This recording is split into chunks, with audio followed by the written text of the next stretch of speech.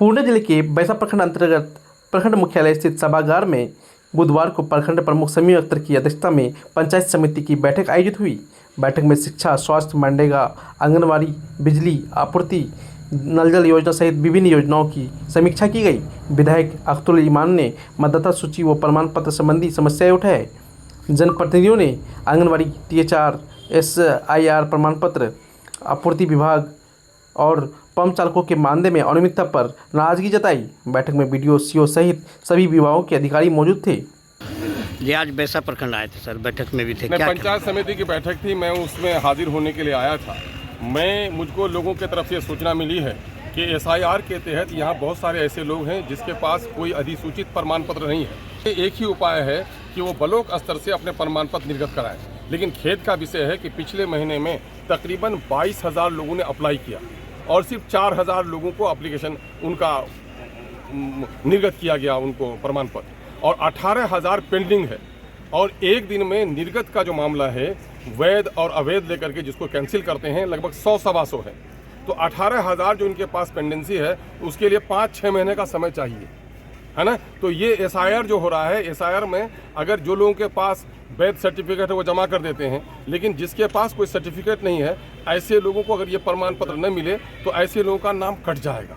इसलिए हम पंचायत समिति की बैठक में आज हम लोगों ने प्रस्ताव लिया है कि विशेष कैंप चलाकर लोगों के प्रमाण पत्र निर्गत कराए जाएँ। साथ ही हमने ऐसे लोगों से जिन लोगों ने आवेदन दिया है और सुसमय उनका प्रमाण पत्र निर्गत नहीं हुआ है, ऐसे लोगों से गुजारिश करते हैं कि आप अपना एक आवेदन लिख करके CO साहब को दीजिए कि मैंने इतनी तारीख को ऑनलाइन अप्लाई किया है और मेरा प्रमाण पत्र अब तक निर्गत नहीं कराया गया है। और यदि सुसमय अगर नहीं दिया गया तो SIR के तहत BLO के पास हम वैध प्रमाण पत्र जमा नहीं कर पाएंगे, जिससे आशंका है कि हमारा नाम जो वोटर लिस्ट में अभी आया हुआ है, जो ड्राफ्ट रोल है, अब जो फाइनल प्रकाशन होगा उसमें मेरा नाम छट सकता है। इसकी जिम्मेदार आपका कार्यालय होगा और उसकी एक कॉपी SDO साहब को भिजवा दें। हम लोग आज DM साहब से भी मिलेंगे और DM साहब से भी हम ये गुजारिश करेंगे कि कम से कम ऐसी स्थिति में, जबकि हमारे यहाँ बाढ़ से बहुत उनके कागज़ चले गए हैं, अनपढ़ लोग हैं, बोर्ड का कोई सर्टिफिकेट नहीं है, जन्म प्रमाण पत्र नहीं है, उनके पास एक इसी का होता है, पारिवारिक सूची होती है, जो आवास प्रमाण पत्र होता है, जो वंशावली होती है। तो यहाँ एक अच्छी बात यह है कि वंशावली को सरपंच के जरिए से करा करके BDO के यहाँ जमा कीजिए और जो पारिवारिक सूची है BDO साहब उसको निर्गत करा सकते हैं। और ये ऑनलाइन नहीं है, ऑफलाइन है, तो इसमें ज़्यादा से ज़्यादा हो सकता है। तो जहाँ तक ऑनलाइन और ऑफलाइन जितने भी प्रमाण पत्र हैं, मैंने आज पंचायत समिति में प्रस्ताव लिया है कि BDO और CO हमारी जिम्मेदारी के साथ लोगों के ये प्रमाण पत्र समय पर उनको निर्गत कराएं, ताकि उनका नाम जो वैध अभी आया है ड्राफ्ट रोल में उनके BLO के पास जमा हो जाए, ताकि उनके वोटर लिस्ट से नाम नहीं कटे। यही विशेषकर मैं इसी काम के लिए आया था। जी प्रमुख साहब, आज पंचायत समिति की बैठक हुई, क्या रहा बैठक और किस तरह का बैठक? आज पंचायत समिति की सामान्य बैठक थी जिसमें सभी पंचायत समिति सदस्य, मुखियागण एवं विभाग के पदाधिकारीगण उपस्थित रहे। साथ में हमारे विधायक अख्तरुल स्वाद भी बैठक में उपस्थित थे, लेकिन कुछ ही देर बाद बैठक से चले गए जरूरी काम से।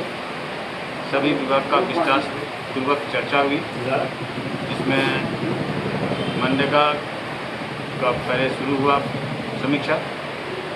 मनरेगा में कुछ नई जानकारी मिली, पहले के सिस्टम से हटकर नई सिस्टम आई है, जिसमें योजना एंट्री के बाद यह योजना का कार्यान्वयन होगा। उसके बाद जो है बाल विकास का भी समीक्षा हुआ। बाल विकास का स्थिति जो गड़बड़ था उस पर चर्चा हुई और कुछ केंद्र जो है मतलब आंगनबाड़ी सेविका के घर पर चल रही है, उसको भी चिन्हित करके रिपोर्ट सम्मिलित करने बोले हैं। और जो है THR की राशि जो वितरण हो रही है उसकी सूचना जनप्रतिनिधि को नहीं हो रही है, उस पर भी प्रस्ताव लिया गया और CDPO को बोला गया कि जब भी THR वितरण हो जनप्रतिनिधि को इसकी सूचना जरूर मिलनी चाहिए। इसी क्रम में आपको बिजली विभाग से भी पर चर्चा हुई। बिजली विभाग की काफ़ी शिकायतें थी, ट्रांसफार्मर जल जाने के सालों भर बाद भी ट्रांसफार्मर नहीं लग पाता है। JE ने बोला कि ट्रांसफार्मर उपलब्ध रहता है तो हम लोग अविलंब लगाते हैं, लेकिन ट्रांसफार्मर कंपनी की तरफ से उपलब्ध नहीं होता है। मैं सरकार से इस बात पर कहना चाह रहा हूं कि आपने कंपनी को तो बिजली विभाग दे दिया, पर कंपनी जो आपूर्ति नहीं कर रही है, मेंटेनेंस नहीं कर रही है, उस पर आप लोग गौर नहीं कर रहे हैं।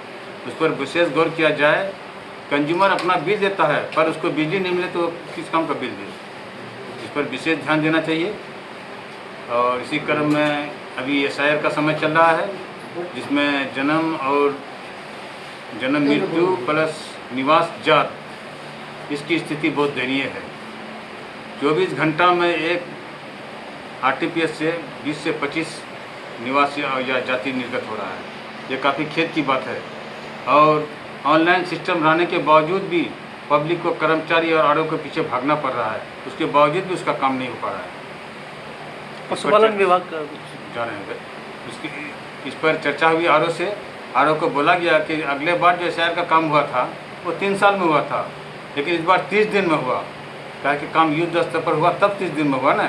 इसी तरह से अभी जन्म आवास और जाति का जो मामला आ रहा है, अभी जब इतना आवेदन पड़ रहा है तो आपको भी उसी स्तर से काम करना पड़ेगा। तो उन्होंने आश्वासन दिया है कि हम लोग प्रयास कर रहे हैं। कुछ सर्वर डाउन की समस्या आ रही है, तो सर्वर डाउन की समस्या ये बहाना हम समझ रहे हैं। क्या कि बगल के प्रखंड में सर्वर डाउन नहीं है तो यहाँ सर्वर डाउन कैसे है, इस पर चर्चा की है और हिदायत भी दिया गया है कि आप इसको अविलंब तेजी में लाएं और लोगों को आसानी से निवास और जाति प्रमाण पत्र निर्गत हो। जन्म मृत्यु का मामला आया कि अभी लेटर दूसरा तरह का आ गया है। पहले जो बन रहा था ब्लॉक से वो अब नहीं बन रहा है, अब ग्राम पंचायत स्तर से बनना है। इस पर भी जो है 30 दिन के अंदर में तो किसी को कहीं से दिक्कत नहीं है, पंचायत सचिव बना रहे हैं, लेकिन 30 दिन से 1 साल के बीच में ये जिला से अप्रूव नहीं हो पा रहा है। और 1 साल से ऊपर जो है वो तो उसका साइट ही खुला नहीं है। सरकार ने नियम लागू कर दिया पर साइट को बंद करके रखा है। ये दोहरी नीति ठीक नहीं है। जब आपने सिस्टम को चेंज किया तो आपको साइट को भी अपडेट करना पड़ेगा ना, तब जाके लोगों का काम होगा ना। एक तरफ तो काम बंद है और नियम लागू कर दिए, इससे लोगों को काफ़ी परेशानी बनी हुई है। इस पर भी चर्चा की है और कार्यपालक पदाधिकारी को भी बोला गया है कि आप जो है इसको देखिए, इसको अविलंब साइट को क्लियर कराइए ताकि लोगों का काम आसानी से हो सके। उसके बाद जो है आपूर्ति पर भी चर्चा होगी।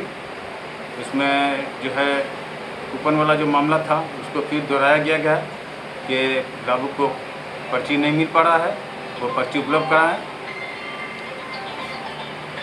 और पशुपालन विभाग ये मुख्य बिंदु रहा समझिए एक तरह से कि एम्बुलेंस तो मिल गया है, लोगों को सेवा नहीं मिल पा रही है। एम्बुलेंस लोग देख रहे हैं कि एम्बुलेंस आई हुई है। जब पशुपालन पदाधिकारी से बात किया गया कि आपने किसी आदमी का कंप्लेन आया कि हमने एम्बुलेंस के लिए कहा, तो इसने बोला कि नहीं हम एम्बुलेंस नहीं दे सकते हैं। तो फिर एम्बुलेंस किस काम का है हॉस्पिटल में? कि पशुपालन पदाधिकारी का कहना है कि ये जो टोल फ्री नंबर है उसमें आप बात कीजिए तब जाके हम देंगे।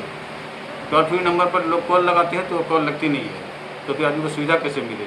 उसको हिदायत दिया गया कि प्रखंड अंतर्गत किसी को भी एम्बुलेंस की आवश्यकता हो तो उसको आप एम्बुलेंस मुहैया कराएं, क्योंकि उसी के लिए एम्बुलेंस आया है। और बाकी टोल फ्री नंबर से जो भी संपर्क करना है वो आप उससे संपर्क कीजिए, जो बात करना है कीजिए, पर पब्लिक को सुविधा मिलेगी।